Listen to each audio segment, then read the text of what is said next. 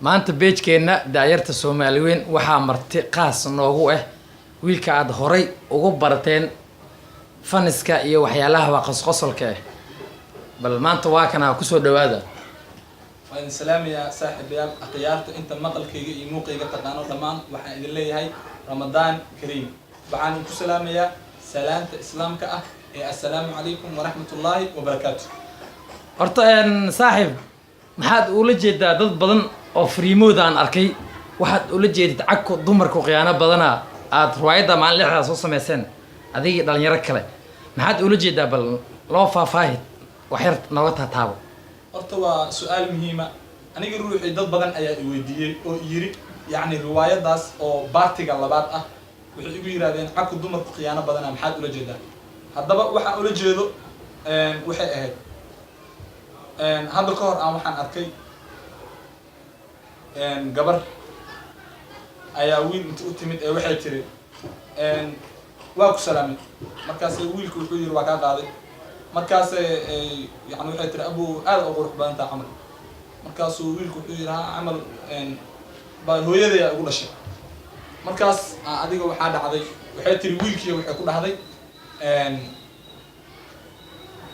abu intaad degan tahay waa gar markaasuu wuxuu yiri abaayo waxaan deganahay gabdhaha quruxda badan qalbigooda ayaan deganahay waa haye markaas oo adiga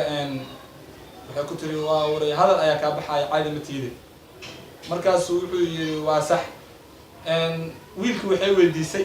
magaciisa markaasuu wiilku wuxuu ku yiri magacayga waa jecel haye magaciisaaba jecel ah miyaa ha waa gar markaas gabadhii waxay tiri aniga waxyaabahaas yani kama helo marka qeyr ayaan ku rajeynaa camal ay sii tiri markaasuu wuxuu ku yiri abaayo baaqi ayaa igu kaa dhimanaha iga tagin su'aalo ayaad i weydiisay anigana jawaabo ayaan ku siiyey marka adigana midaada haddaan ku weydiiyo halkee degan tahay waa garan markaas waxay ku tiri anigana waxaan deganahay wiilasha lacagta leh qalbigooda waa ware haye markaas ayuu wuxuu ku yiri okay aad ayaan kuu fahmay haddaan magacaaga ku weydiiyana markaas waxay ku tiri magaciigana waa naceeb waa garanay marka oo magaciida waa naceeb miyaa hadalkaas xigmadiisa aniga idin sheegi maayo ee adinkaani laga fadhiyaa macnihiisa adinkaani laga rabaa marka waxaani laga rabaa bal erayadaas wiilkaas iyo gabadhaas in la qiixamiya erayada wiilkaas iyo gabadhaas dhex maray nuxurka ku jiro bal adinka kala soo baxa marka wiilka hadalkiisa wuxuu kusoo gabangabeeyey abaayo aniga iyo adiga waxaan isku nahnay dab iyo baasiin adiga waxaad tahay يعني يعني gabdhaha qalbigooda uu dagay magaceeda lacagta leh anigana waxaan ahay farqiga noo dhaxay waxay tahay gabdhaha qurxoon qalbigooda yani aniga waxaan ahay nin jecel adigana waxa tahay gabar